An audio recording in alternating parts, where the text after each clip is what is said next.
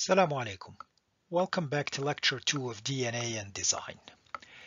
In this lecture, I would actually like to begin doing some real science now, but I'd like to actually begin with a detour, which I know is something unusual, but I would like to talk about a more macro issue before we get into DNA, its function, its chemistry, and so on.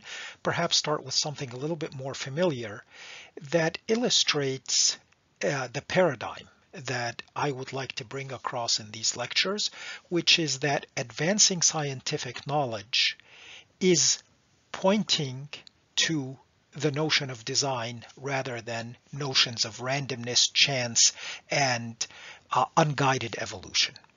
And this has to do with a controversy regarding something very familiar to all of us, the eye. And this controversy, as we have learned more, has swung the pendulum back, at least in my opinion, toward notions of design. So let us begin. So what is this particular issue regarding the eye? Well, I'd like to begin with Sir Isaac Newton. And Isaac Newton, as you know, is considered probably the greatest or one of the two greatest physicists and scientists who have ever lived. The other name that would come up, of course, is Albert Einstein. And during Newton's day, and for Newton personally, looking at both natural phenomena like the orbit of the planets and looking at human physiology was clear evidence of God's creative activity, was clear evidence of the supreme intellect behind this world. And so in his general scholium, Newton says of the solar system, this most beautiful system of the sun, planets, and comets could only proceed from the counsel and dominion of an intelligent and powerful being. And of course, he was talking about God. Now, in the realm of human physiology, Newton, as you know, did a lot of work on light and optics as well as physics, and was particularly fascinated with the human eye. And here you see just a rough diagram of the structure of the eye, that light comes in through a lens and through the pupil and is reflected back on the retina, and then that sets off electrical activity in the nerve cells in the retina, which travel from the back of the eyeball, from the retina, through the optic nerve, and eventually ending in the visual areas of the brain in the occipital cortex, more specifically something called the calcarine cortex.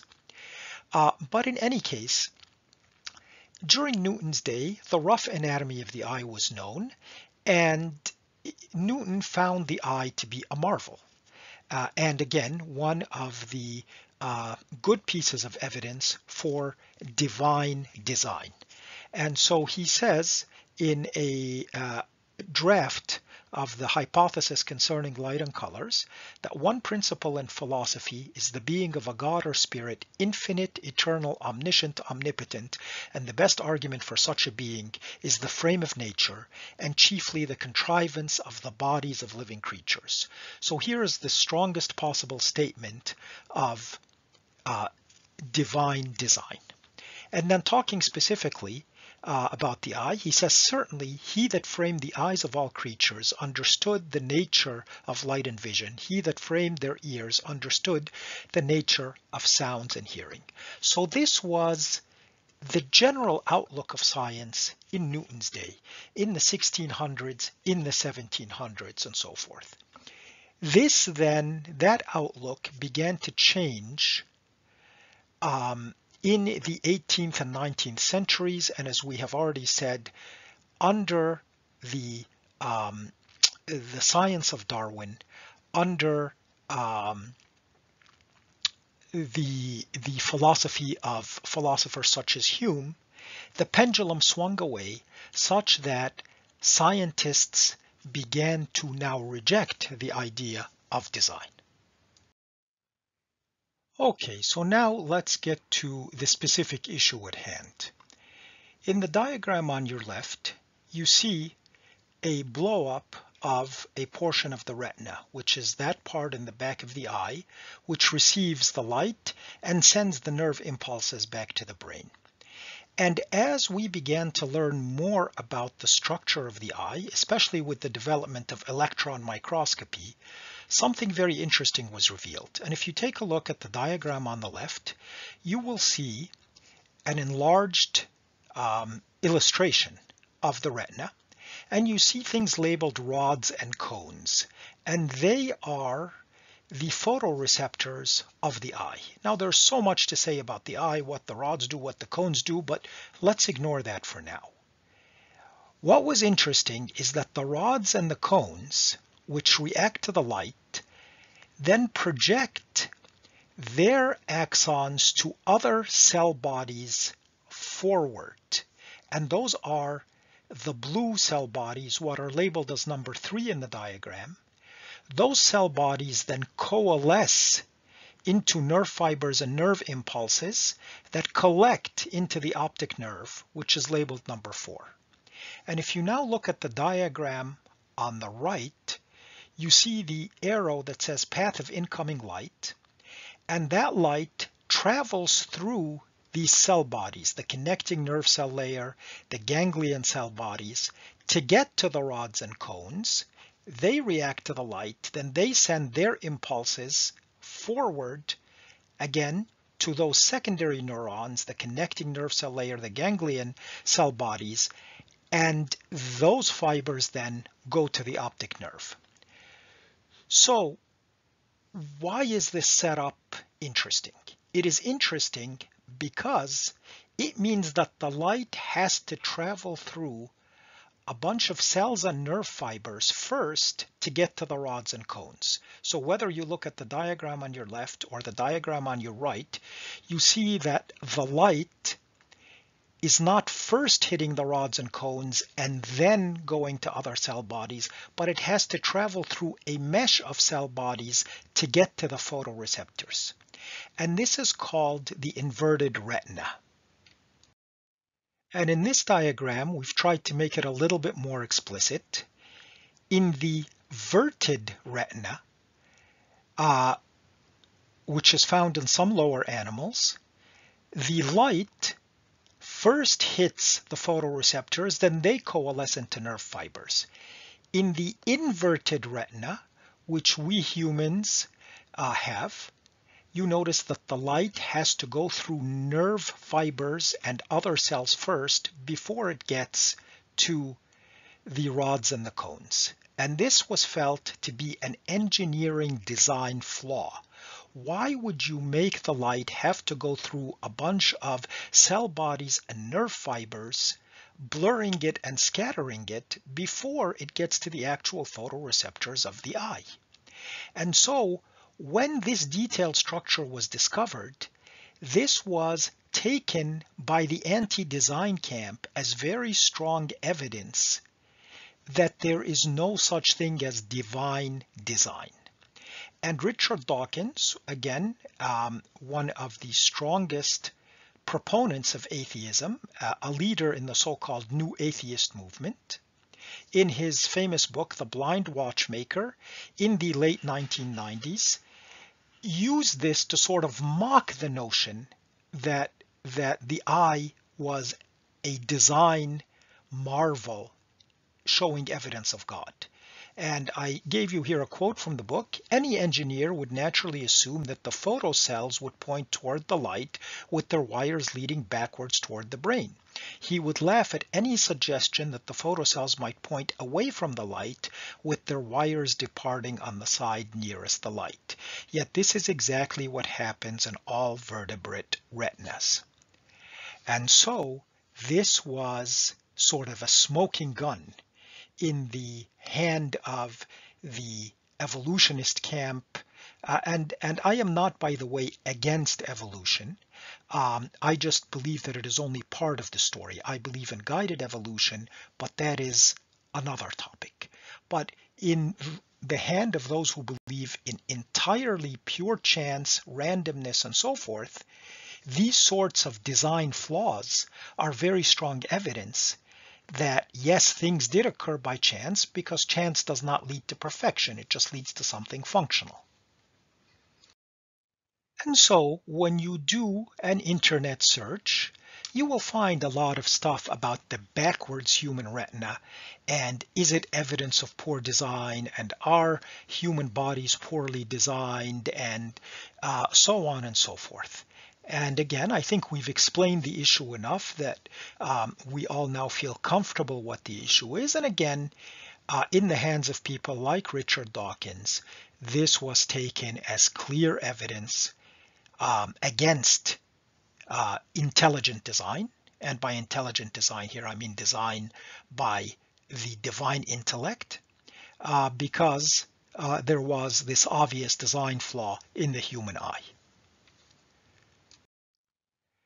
Amazingly, about a decade after the mocking statements of Richard Dawkins, new discoveries in the structure of the retina were made, and it was discovered that the nerve cells in front of the rods and cones through which the light has to pass, those cells that were thought to be a design flaw, are known as Mueller glial cells, and they're actually living optical fibers, and they transport the light through the inverted retina.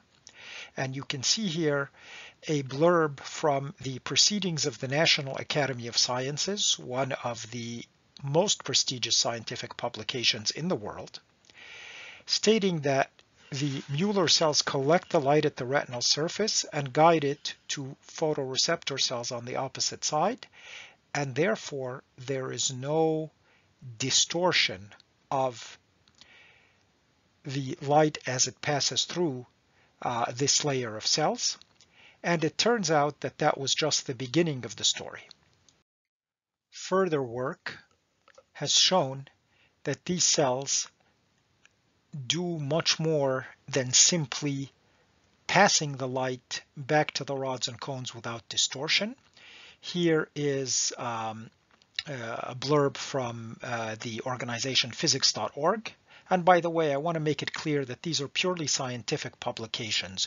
Nobody here has a design or theistic agenda.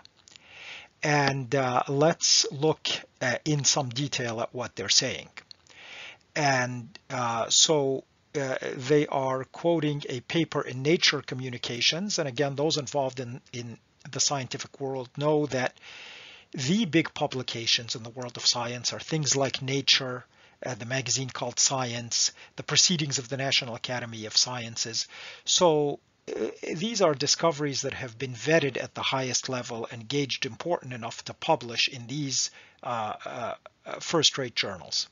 So it says that these highly refractive index cells spread an absorptive canopy across the retinal surface and then shepherd the photons through a low scattering cytoplasm to separate receivers, much like coins through a change sorting machine. And a new paper in Nature Communications describes how these wavelength-dependent waveguides can shuttle green-red light to cones while passing the blue-purples to adjacent rods. So what this blurb from Nature Communications means is stated by the author of the article, John Hewitt of physics.org, that basically having the photoreceptors at the back of the retina is not a design constraint, it's actually a design feature. These cells basically sort the light to where they need to go. Those photons that need to go to the rods are sorted to the rods, and those photons that need to go to the cones are sorted to the cones, rather than simply having the light fall indiscriminately on the rods and cones. And so you see that John Hewitt says this turns out to be a design feature. And I will just read to you what is up on the right there, just so that we can sort of digest it together. The idea that the vertebrate eye, like a traditional front illuminated camera, might have been improved somehow if it had only been able to orient its wiring behind the photoreceptor layer like a cephalopod is folly. Indeed, in simply engineered systems like CMOS or CCD image sensors, a back-illuminated design manufactured by slipping the silicone wafer and thinning it so that light hits the photocathode without having to navigate the wiring layer can improve photon capture across a wide wavelength band. So that's what you would do if you were constructing an artificial light capturing system. But real eyes are much more crafty than that.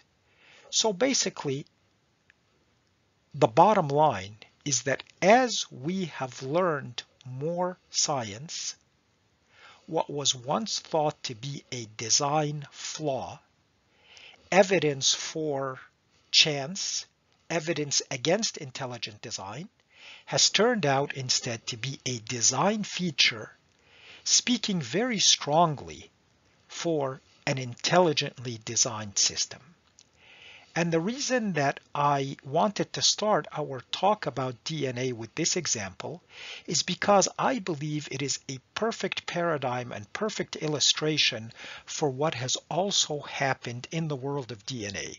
Since the discovery of DNA in the 1950s, the discovery of its structure, moving forward to our current decades, we will inshallah in the coming lectures begin by reviewing a little bit about what DNA is and how it works in the cell, and then take up various aspects of the science connected with DNA that I believe points significantly to intelligent design, and the more we learn, the more strongly it points in that direction. Thank you for listening. Take care and see you inshallah in the next lecture. Assalamu alaikum.